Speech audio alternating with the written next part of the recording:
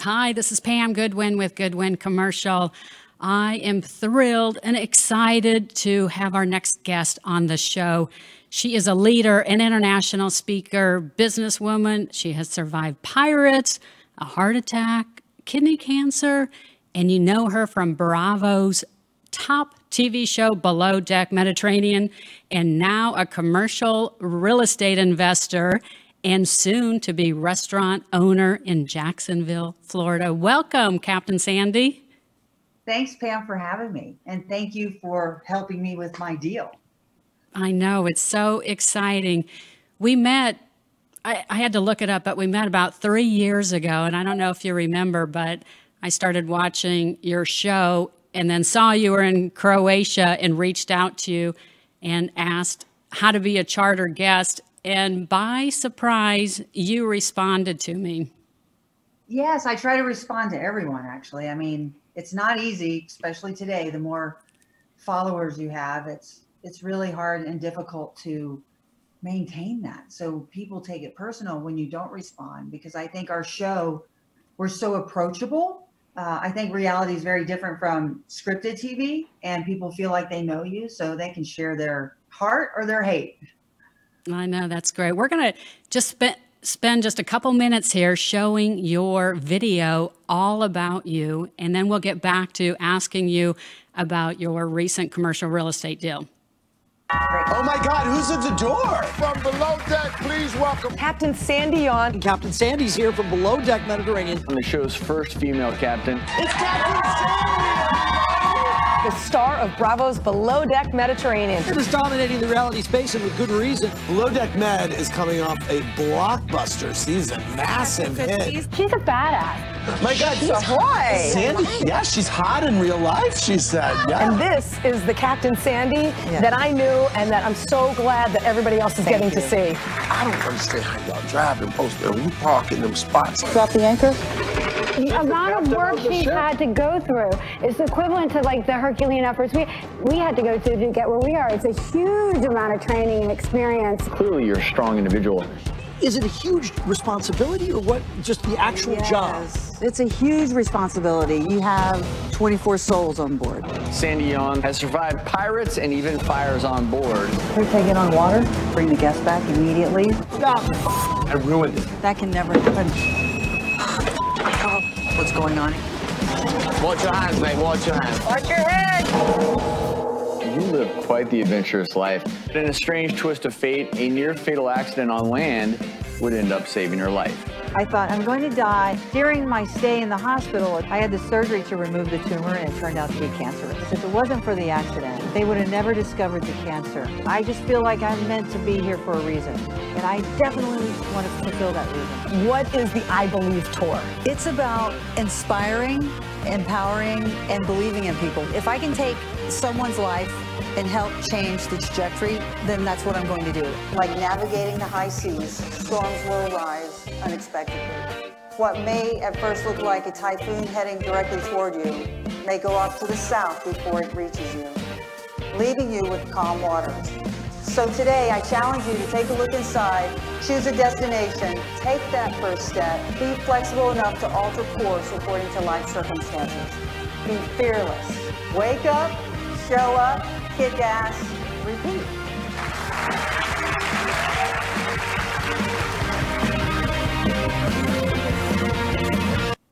Wow, what a background.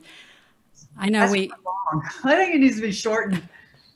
It really, really tells your, life story. And I know we are the same age, and I feel like we have a lot in common, and I've really gotten to know you over the last 3 years that we've known each other. And it actually feels like, I feel like we've known, each other a lot longer. And especially, recently you're closing on this commercial real estate deal together. And I just wanted to let you know I can feel completely honored that you let me represent your project. And I just wanted to go over, you do a lot of things and you have a lot of opportunities. What made you get into commercial real estate? First and foremost, I feel the same way, Pam. You meet people in life and you connect or you don't connect. And I feel like we had a connection a friendship that'll be forever lasting. So I'm grateful for that. Secondly, I think because I have driven boats for so long, and the people, you're shoulder to shoulder with those people who are the decision makers in the world and very, financially sound. And every person that's ever owned a vessel or charter is into real estate. So that's one thing they never grow more of or make more of is land. And I don't know. I think after what's been happening 2008, and then when I watched the market, when COVID started, I was like, because I worked my whole life to save my money, and I'm, being reliant on the stock market solely is scary. And I just thought, you know what? I drove downtown, and I've always looked at Jacksonville as a place that's a water city. And why aren't there boats here? More boats, super yachts. Why is Jacksonville downtown not like a Miami or a Fort Lauderdale? We have everything south, but nothing north. My sister is based there, her school. So I drove by with my mom, and my mom's like, no, you don't want that. You don't want that building. And I just thought, it kept coming up, and I called you, and there was an offer on it, and you go, you think it'll come back around? And it did. And you negotiated, you got to see the other side of Sandy when people push. And I think that it was a feel-good deal, and the way you handled the deal for me was incredible. Like your follow-up, it's so funny because I make folders to stay organized and folders within folders on my computer. And for some reason, I can't find half the paperwork for this firehouse. And you're always there every time I text you. And to me, you're a person that I would highly recommend and always go back to. And I always share this in the charter world, in the boat world, in sales. I know a lot of brokers. There's only a few that I will call, because I know once the sale is done, they will also answer their text messages and their phone, and they will continue to be with that client through the entire process and beyond. And that was my experience with you. So to me, I'm ready to make another deal after I get this one done. Oh, thanks. Thank you so much for the kind words. That really means a lot. Being in the business for more than 30 years and having, worked for, I know you always talk about working for some great leaders, and I did too, and really, really believe in, doing the best for your client and following up and always being there because, in real estate, they say time kills deals. And once we found that this property was under contract and just stayed in touch with that agent and finally was able to get it under contract, the 1914 firehouse in downtown Jacksonville. And, you were great to work with and walking you through the steps. There's so many. I'm on a mission that I really feel that everyone needs to own some type of commercial real estate, and especially for women. I work with like you do, 99% men.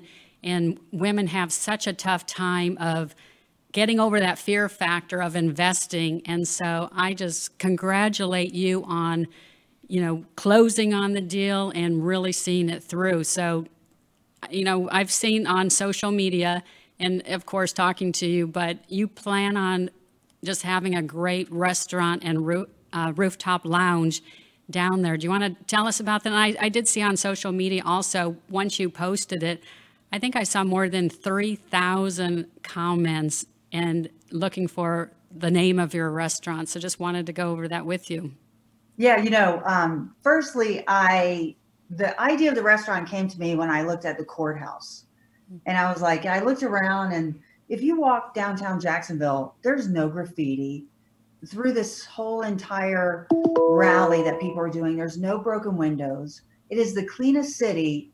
To me, it reminds me of Chicago, to be honest. It is clean. And I just thought that's because the people are educated and they care.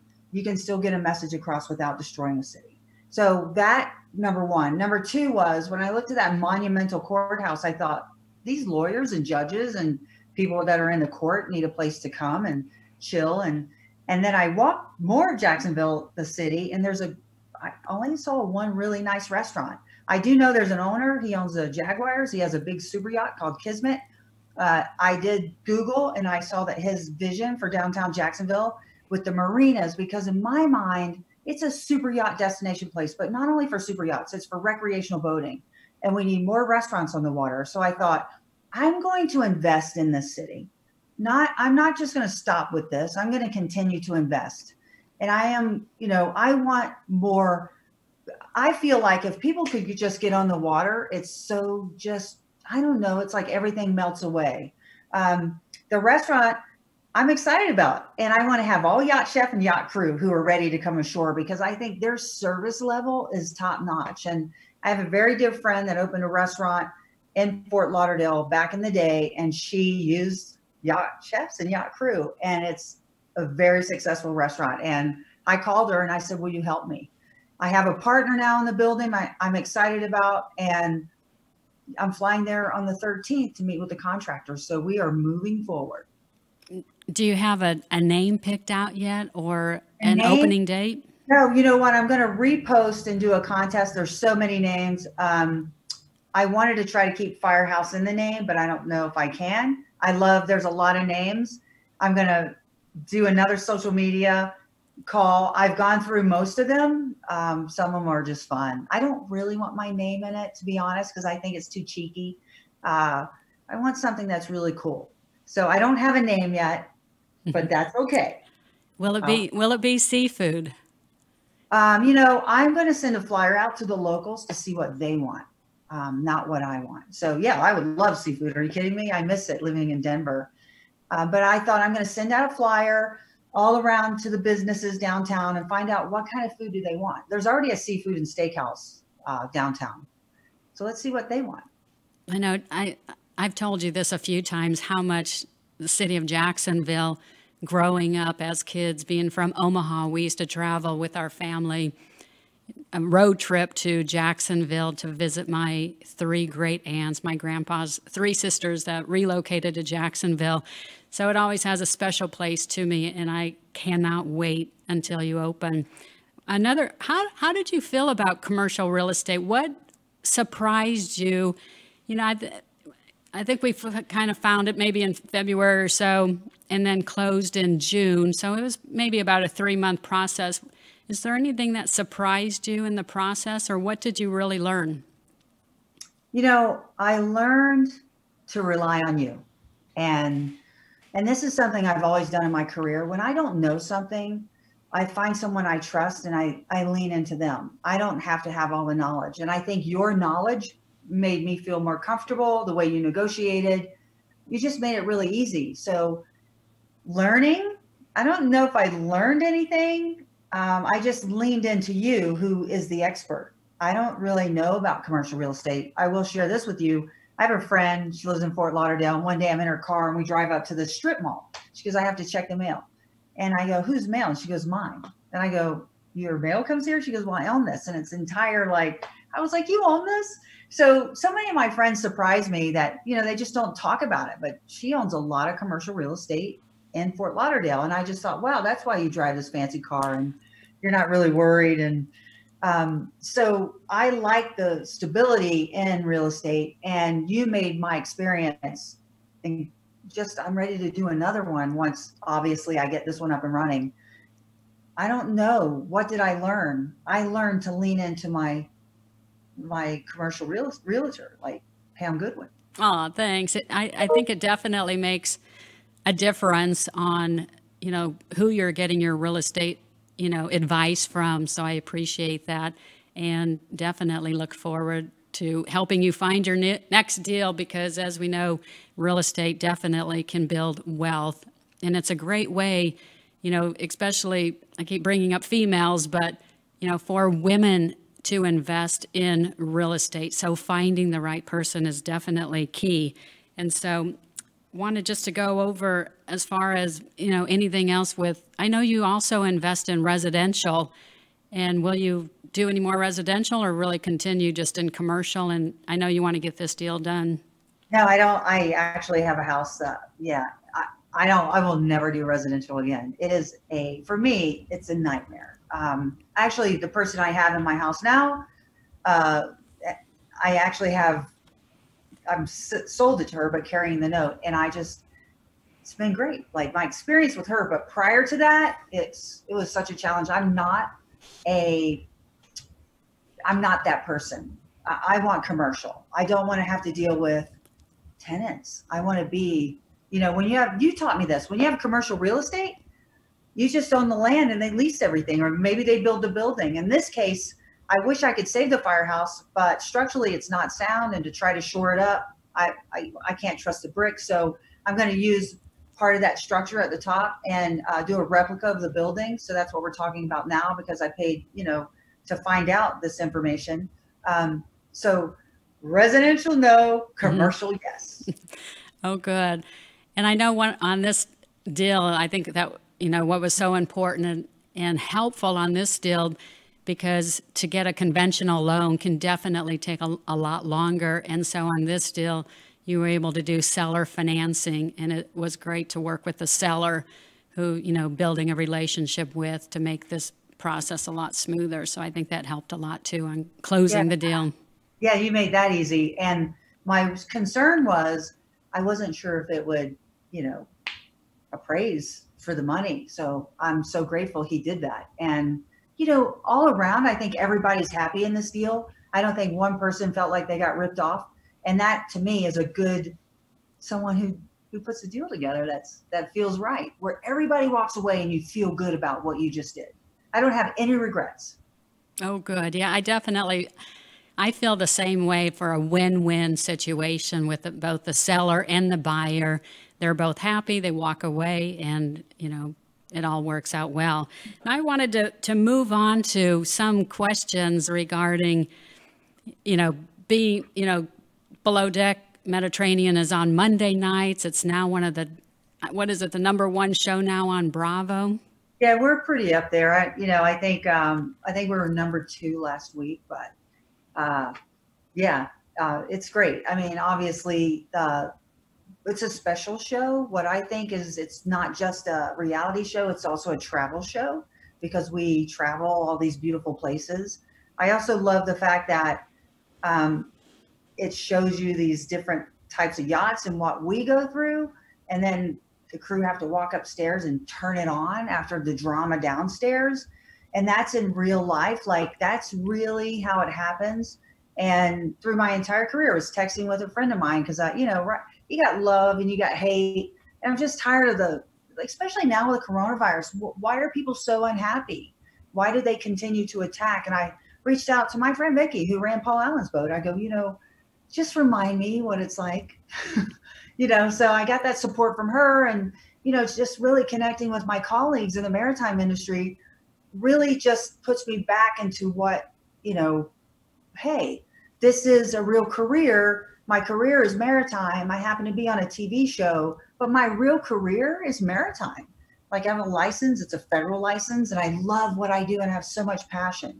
I love that our show reaches so many people across the world. And I have people text me from all over, Australia, New Zealand, the UK, even places where that's not, for some reason they are able to watch the show where it isn't really syndicated. And I get all this great feedback about our show. And I just think the production company and Bravo's done such a great job, and they have it. And I just know, talking to the creator of the show, and he talked about how the show, the original one, sat on the shelf for a year before it got picked up. So it's not easy to get a show out there and to have a show that sustains itself, from what I've learned in this business. And it's true across the board with anything.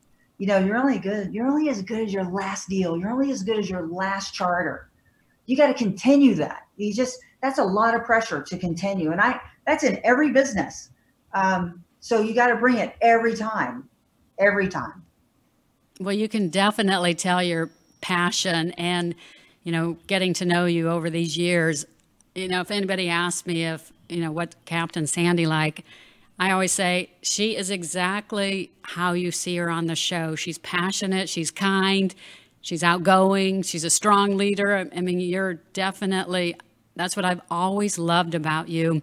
And I don't know if I ever told you this, but I think you're so authentic that you have made me such a more authentic person, especially over the last couple of years. And I just think that's just such a wonderful trait. Your transparency on who you are, really stands out. Here's a picture of us doing Soul Cycle in Los Angeles, which you're a big fan of. And oh my gosh, that was a lot of fun. Yeah, I love Soul. Actually, I booked a class yesterday, and I just didn't feel good after I ate, but I didn't go in. I will today though. But yeah, Soul Cycle all the way. Yeah, that's a tough workout. I know we have them here in Dallas too, and I need one closer to my house, but I know working out is definitely. So just tell me, being famous now, how is it? I'm sure you just get opportunities all the time. Can you tell us about what that's like? The opportunities, or somebody wants to reach out and has an opportunity. How do you go through them all, and how do you decide? I read them all. I don't, if it doesn't if it's not me, I'm not going to get behind something that I don't really believe in. So yeah, I just slow and steady wins the race, Pam. You don't jump at everything, so right now I have a few opportunities and I'm considering them, because the reality is I will never, ever, ever rely on one thing to be my income. And that's exactly why I invested in commercial real estate. I never want to have that fear. And I learned this through the years, and I think it comes with age, that I will never be solely reliant on one income stream. And when you have that level of comfortability financially, it feels good. But the financial side doesn't make me happy. It is the internal and how you approach people. So when people approach me and ask me, I'm open. They're just trying to earn money just like I am. They're just trying to do their job. So I'm graceful and I listen. And if they continue to persist, like someone did, and I said, when people don't know when to stop, that's when I start getting irritated. It's like because for me, it's what I say, I mean. I don't make it up. And I'm not going to be that person that goes, oh my God, I had 5 glasses of wine. I didn't know I said that. I don't drink. So when I say what I'm going to do, I do.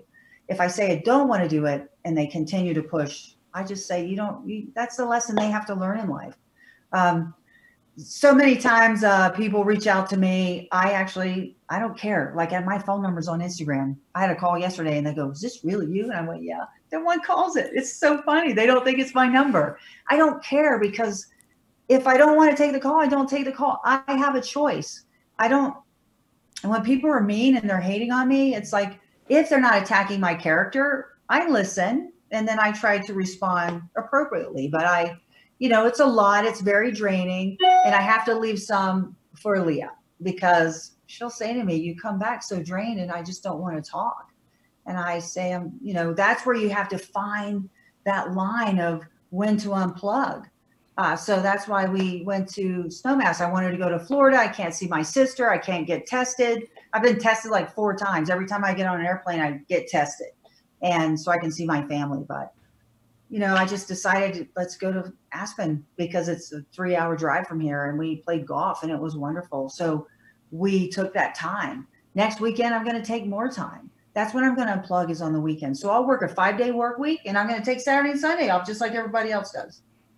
Yeah, that's great. And I've had the opportunity to talk with Leah, and I don't know if I've told you this either, but thanking you for the referral for the business line she's in with Skin by Leah, which is fabulous, that I've been using, and especially the vitamins. I've been using those also that she's selling online, but I really look forward to meeting her in person, and she just seems wonderful.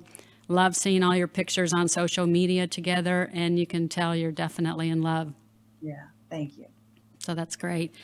So, back to the COVID a little bit, just talking about it briefly, how do you think with the cruise ships going to, it's going to be impacted? Is it just like everything, just waiting it out and see what happens?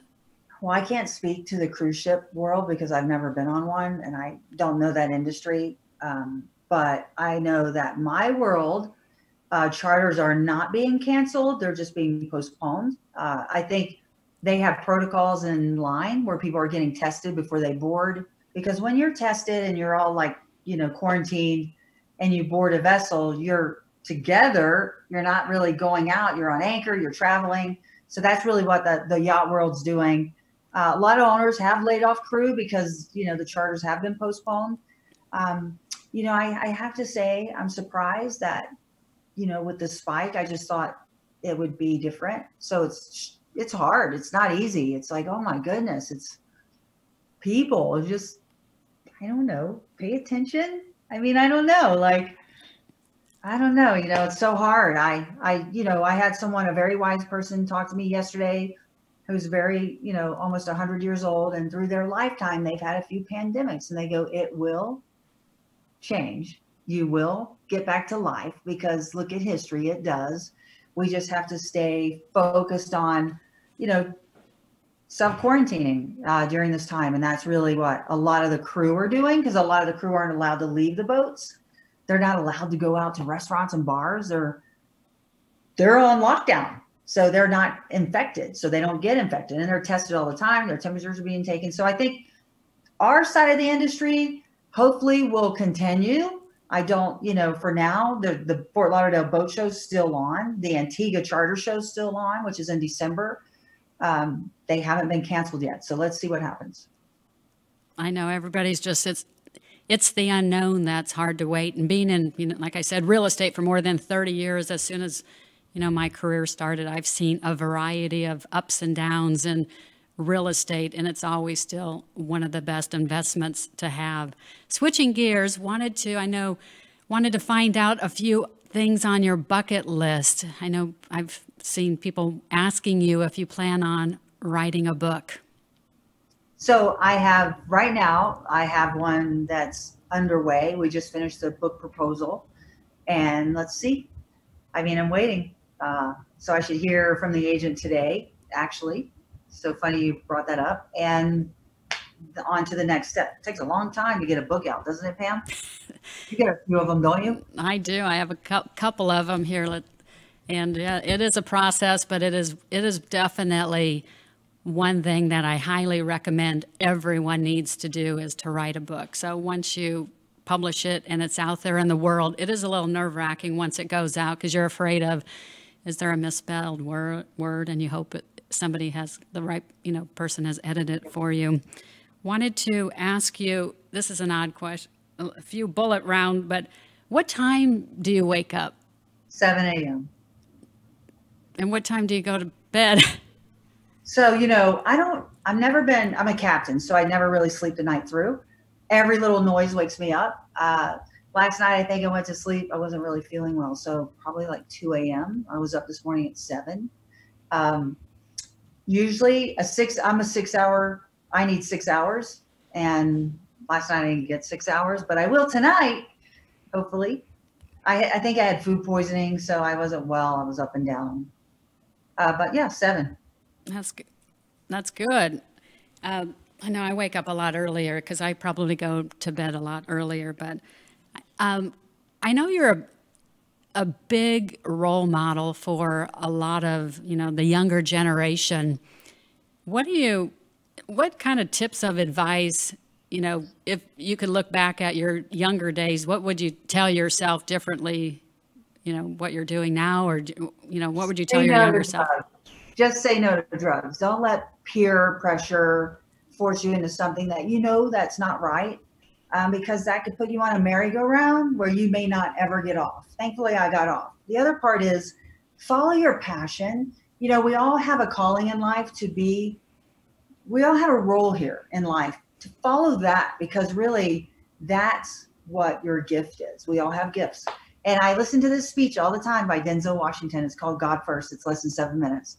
And it inspires me. It's like, yeah, that's it. Like, I love kids. I love animation. I've created this Captain Sandy's Ocean Rangers. I'm hoping that giets picked up.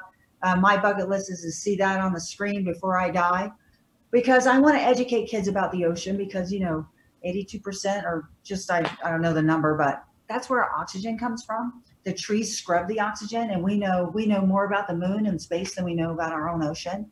I love, like, when I can't sleep, I look through all these new sea creatures that they discover. It's crazy. I found the bobbit worm, but it's called, it's creepy. In fact, I got to go to the Explorers Club Gala, their celebration. I sat next to an admiral that was on a submarine, and I go, what did you see down there? And he goes, I've seen things where I never want to be buried at sea anymore. And you're just like, really? So for me, it's all about the ocean, educating kids on that. And my advice to them is follow their passion and don't just say no to drugs. Yeah, that's great advice. I know we have two boys, 19 and 20, and I'm always saying that to them too. But that's definitely good advice. Anything else you would like to share of what's going on, or any other bucket list? Or, I mean, for me, I just miss music. I miss concerts, and, it's so hard. Like right now we could be at Red Rocks enjoying some live music, and that's not happening. So I feel bad for the musicians, and, so many people are out of work, and I just, the minute we can go back, believe me, I'm buying tickets and I will be there. I actually thought, Leah loves to sing. So I thought maybe I just do this online concert, from a studio here in Denver and get her back out there, because it's so hard, because she usually sings for the Broncos, and that's not happening because there's no game. So it's hard for musicians that have this gift and they can't make any money. So are you really making money with Zoom? I know I love Melissa Etheridge. She's doing this free concert all the time, and she's not making money there. Like, she's doing this for free. So all these artists, they're struggling. And I just for me, that's what I'd love to see happen, is that we can go to concerts. And I know that's going to take time. I know I'm a huge concert person too. And I know we like a few of the same people too, but I definitely like Melissa Etheridge and follow her too. And Pink and some of those singers. Yeah, music, definitely, miss going to those concerts. So hopefully they'll come back here soon. And I just really wanted to thank you, for taking the time out of your busy schedule to share your experience of our first commercial real estate deal. I truly, really feel honored that I was able to help you find your first deal, and look forward to many more commercial real estate deals, and looking forward to your opening. Awesome. Thanks for having me, Pam. All right. Thank you, Sandy. We'll talk soon.